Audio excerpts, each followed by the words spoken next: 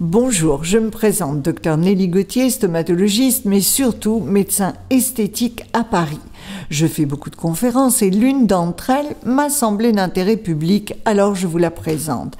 Il s'agit de démontrer que la toxine botulique, au lieu d'un traitement de rides, comme on le pense souvent, va amener quelque chose de bien plus important au visage, du glamour, de la lumière. Pour cela, je vais m'appuyer sur les vieux clichés glamour d'Hollywood qui nous ont donné ces stars qui font encore rêver. Le photographe les a embellis, il a apporté de la sensualité à ses visages et de la jeunesse. C'était une histoire de technique. Et oui, eh bien la toxine botulique, c'est aussi une histoire de technique et elle va aussi donner embellissement, sensualité et jeunesse au visage, comme je vais vous le montrer. Cette présentation, je l'ai appelée la science du glamour et je vous présente la première partie, il y en a 4. Qu'est-ce que le glamour ? Ce n'est pas la beauté et j'ai cherché dans le dictionnaire et j'ai trouvé une définition qui me plaît. C'est une séduction élégante, un charme lumineux. Voilà une bonne définition du glamour. Premier exemple, regardez Jean Harlow. Sur cette photo, sa beauté est discutable, mais par contre, son charme lumineux, sa séduction élégante, c'est incontestable. Deuxième exemple, William Powell. Alors lui, il est vraiment pas beau, mais on est bien d'accord, il est extrêmement séduisant et il est lumineux sur cette photo. Les icônes de glamour, je pense qu'on ne peut pas dire le contraire, ce sont vraiment les stars d'Hollywood.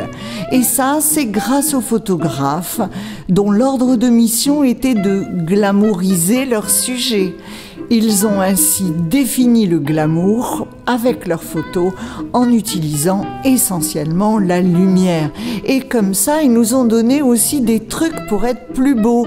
Comment se tenir, comment se coiffer, comment s'habiller et comment mettre en valeur notre front et notre regard.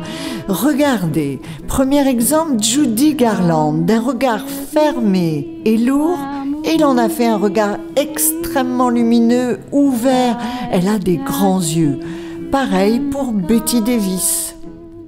Autre exemple, Catherine Grayson.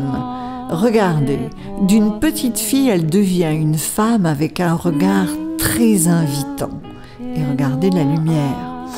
Et bien maintenant, je vais vous montrer ce que la toxine botulique peut faire sur une de mes patientes. Par exemple, l'appareil photographique est le même, j'ai pris la photo du même endroit, la même position. On dirait qu'on lui a mis de la lumière sur le front et sur le regard. Encore un autre exemple sur une de mes patientes. Encore un exemple, regardez cet effet sur le regard. On dirait presque qu'un photographe glamour est passé par là.